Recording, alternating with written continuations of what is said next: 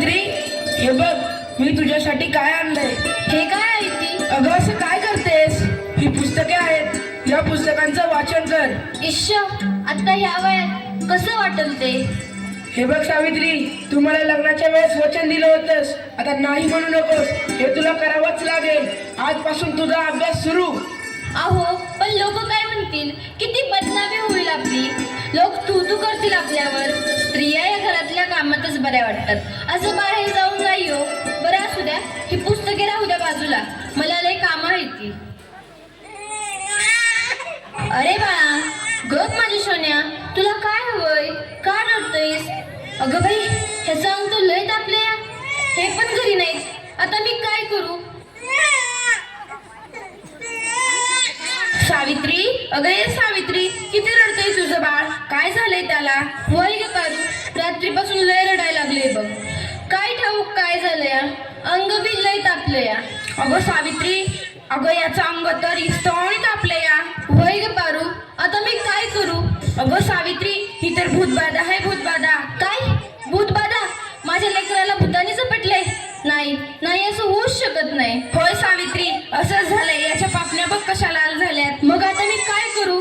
हे पण घरी नाही. अगं तुझं पोरगं लय तापलंय. आता रडत बसू नकोस, वेळ वाया घालू नकोस. आपल्या गावाबाहेर मांत्रिक बाबा आलेत, लय जालीम उपाय करतात ते. त्यांच्याकडे घेऊन जा त्याला. वाटलं तर मी येते तुझ्या संग. होय होय, चल लवकर, माझं लेकरू लय तापलंय. बाबा, ते बघा, एक बाई आपल्या बाळाला घेऊन येत आहे आपल्याकडे.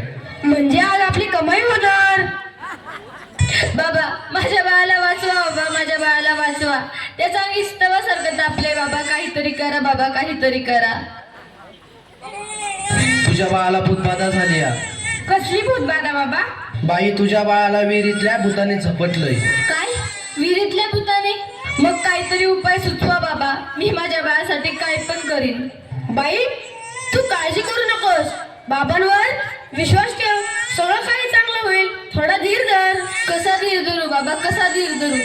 तुला तुझ्या बाळासाठी बळी द्यावा लागेल. म्हणजे तुला एक बकऱ्याचा नैवेद्य द्यावा लागेल. ठीक आहे बाबा, मी माझ्या बाळासाठी वाटते ते करेन. पण माझं बाळ वाचलं पाहिजे. माझ्या बाळाला वाचवा बाबा. बाई, तुला काय करायची गरज नाही. तू फक्त पैसे दे, नैवेद्य आम्ही करू. ठीक आहे बाबा, मी वाटेल तेवढं पैसे देईन, पण माझं बाळ वाचलं पाहिजे. हे घे अंगारा, दिवसातनं 2 वेळेस लावत जा बाळाला. बाबा की जय हो, बाबा की जय हो. बाबा बोले, बाबा बोले.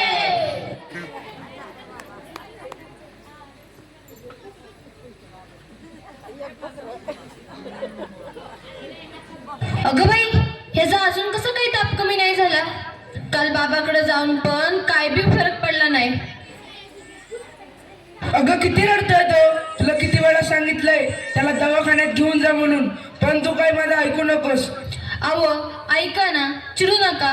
जरा बघा ना हातात घेऊन. याचा ताप कायच कमी नाही झाला. जरा बघा ना ह्याला काय झालंय ते. त्यावेळी तुला किती वेळा सांगितलं की घरात प्रसूती करू नकोस म्हणून. अशा वेळी एका आईचा आणि बाळाचा दवाखान्यात असणं किती महत्वाचं असतं, माहित आहे का तुला? अहो, पण पुरुषाच्या हातून प्रसूती करताना लाज वाटते. कसं वाटतं ते? त्यावेळेस दवाखान्यात कुठल्या महिला डॉक्टर पण नव्हत्या. मी कशी करणार होते प्रसूती? अगं याचं अंतर तेव्हासारखं दापलंय. अशी कशी गाफील असतेस तू? अहो, मग काहीतरी करा ना.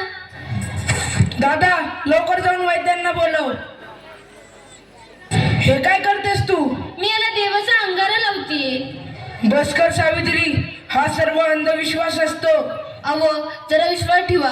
हे बघा, याचा ताप कमी होतोय. कपाळ पण अगदी थंड पडलं या. बघा ना जरा. उठ ना बाळा, उठ, डोळे उघड. हे बघ, तुझी मम्मी तुला बोलवतीये. उठ ना पिल्लू, आई तुला आवाज देते. उठ ना बाळा. काय झालं? अहो, याला काय झालं? हा उठत का नाहीये आणि डोळे पण उघडत नाहीये. ए बाळा, उठ ना. काय झालं? अहो, काय झालं याला? हा सास गप्प गप्प काय? ए उठ ना बाळा, काय झालं तुला? अहो बघा ना जरा. नाही राहणार मी अडाणी. मी शिकेन, मी नक्की शिकेन. कारण उद्या एखाद्या कुण्या आईला उपचाराच्या कमतरतेमुळे आपल्या बाळाला मुकावं लागणार नाही. मी शिकेन, मी नक्की शिकेन. शाबास सावित्री, शाबास. मला तुझ्याकडून हीच अपेक्षा होती.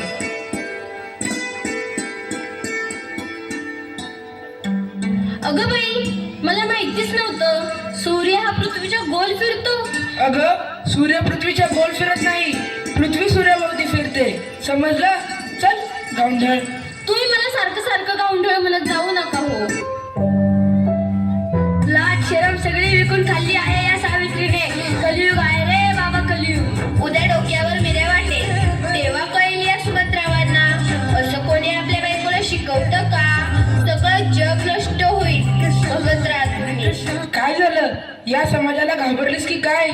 हे तर तुला आयुष्यभर सहन करावं लागणार आहे. नाही, मला आता कोणी काही म्हणू दे, मी आता मागे हटणार नाही. मी शिकेन, मी नक्की शिकेन. मग चल माझ्या बरोबर. पोस्टमन, सुमंतरावांचं घर हेच आहे का? तुमची दिल्लीहून तार आलीये. सावित्री, तुला दिल्लीवरून तार आलीये. तुला दिल्लीला जावं लागेल. तुला दिल्लीला पुरस्कारासाठी बोलावलंय. तुझा सत्कार होणार आहे. काय?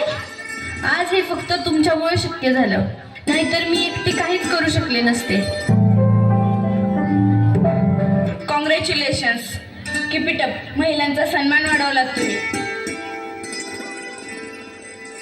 आज माझ्या हातात ही डॉक्टरकीची पदवी नसून उद्याच्या त्या सोनेरी क्षणाची चावी आहे, ज्याच्यावर आजपर्यंत फक्त अंधविश्वास व नकारवक्तेचे कुलूप लागले होते. माझ्या देशात अशा अनेक महिला आहेत ज्यांची स्वप्न चुलीच्या धुरात हरवून गेली आहेत. मला असं वाटतं ही स्वप्नांची पतंग खुल्या आकाशात उडावी आणि प्रत्येक घरात सुमंतराव असावे, कारण हे या पतंगाच्या दोऱ्याला कधीच कापू देऊ नये.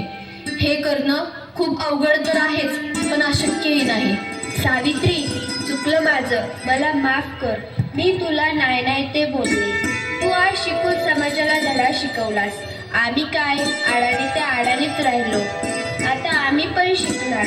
खरं सावित्री, चुकलं आमचं, माफ करा मला.